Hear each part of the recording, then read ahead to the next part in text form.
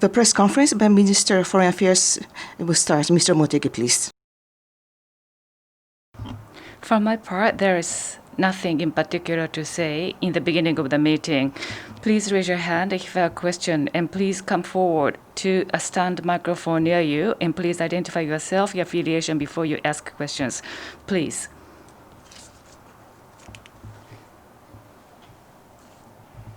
Sankei newspaper, Rikitake is my name. G7 summit meeting. The other day, President Trump said that he's going to invite Russia and Australia to form a G10 or G11 for this year's G7 summit meeting. Now, with regard to readmittance of Russia, already the UK and Canada have expressed the objections. So expansion of G7 membership like this, what is the government of Japan's position? Also, I would like to ask another question. So far, how the government of Japan have expressed its views vis-a-vis the United States so far. Well, this year's G7 summit meeting, the schedule of the meeting, and also the format of the meeting. The United States, which holds the presidency, is still working out these matters. That is my understanding. With that caveat, in order to address international challenges, we need to invite Russia to play a constructive role. For that purpose, dialogue and engagement with Russia is essential. I think that is the basic recognition of the government of Japan. So far, G7 summit meetings in the past, as part of outreach efforts, non-member nations and international organizations have been often invited. For example, last year at the Biarritz Summit, African countries, Chile, India, Australia, and representatives of international organizations were invited. On this matter, we are going to continue to talk with the U.S. presidency and other G7 member countries. We would like to keep communication. The next question, please.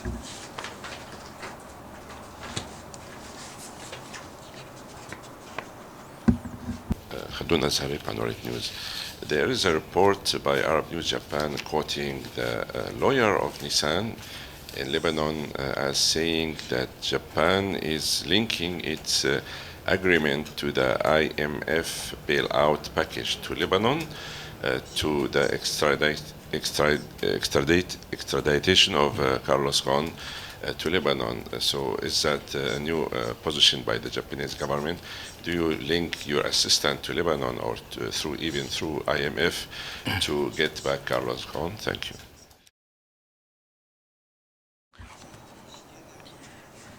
Well, with the inflow of Syrian refugees and economic crisis and the expansion of COVID-19, Lebanon is facing this situation, and the overall situation of the Middle East should be considered. And considering the general situation, we should avoid at the moment and situations that would make Lebanon more unstable.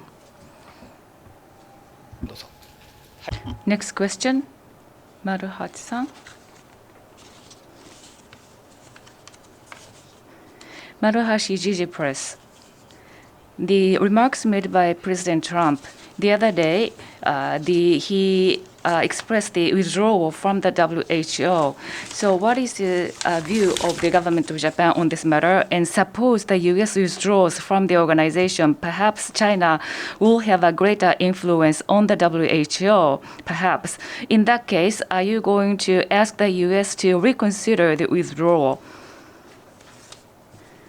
Well, for Japan, we don't want to make a comments on the relationship between other countries and international organizations. We are not in a position to do that. In any case, when COVID-19 is ripping through the world, I think it is very important that international community united to overcome infectious diseases that would affect the world seriously, like COVID-19.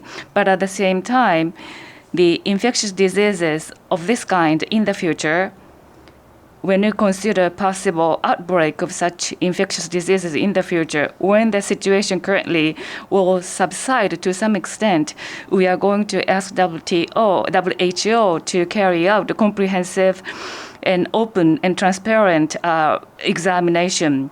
So I think that would be very important to increase the credibility of WHO going forward.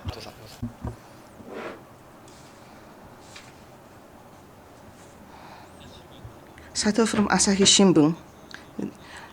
On the 24th of June, in Russia, there's going to be this celebration toward the 75th anniversary of a Soviet victory over Nazi Germany. I think the same question was asked in the committee this morning, and you mentioned about the importance of the leaders meeting.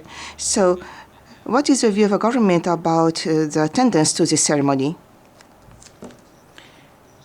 I clearly answered the question at the committee, so if there is anything unclear, please let me know.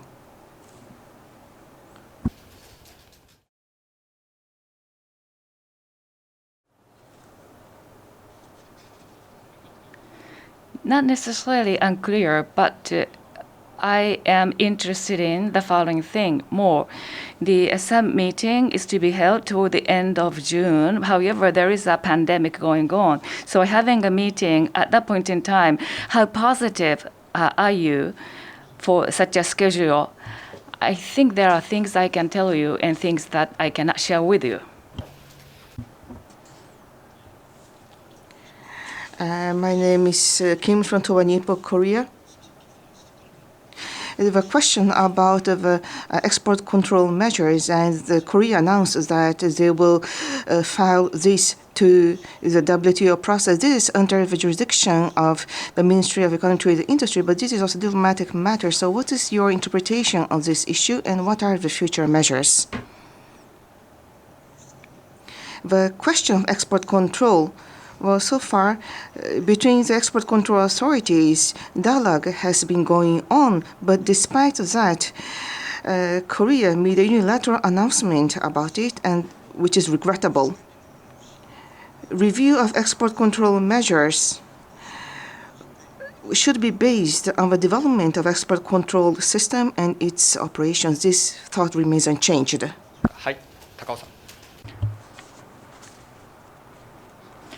Kyoto News, Takao is my name. Earlier, the question was raised regarding G7 summit. I have a follow-up question.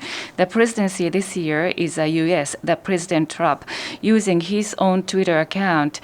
In the beginning, he said he was considering to hold a meeting in June. However, it will be postponed until September or later. The postponement itself, what is your view regarding this postponement?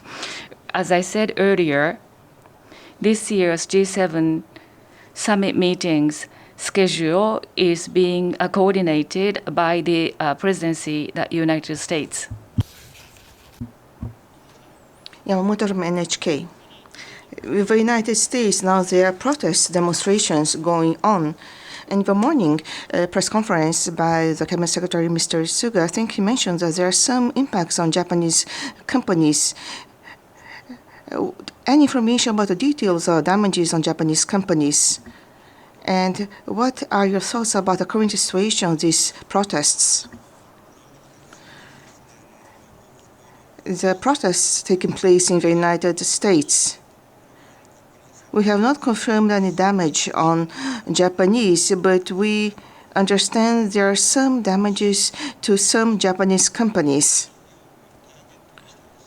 Of course, the damage was not targeted to a Japanese company, but we're asking the Japanese missions in the United States to keep tension and collect information and provide information and do the best in securing the safety of Japanese and Japanese companies.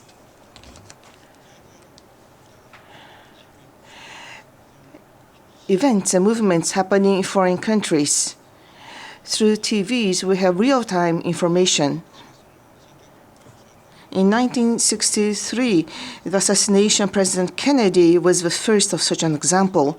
And since then, I myself, news from the world, demonstrations and riots, movements taking place overseas, I have seen such cases. since then, and I have my own views personally, but now I want to just mention that I will keep watching the situation.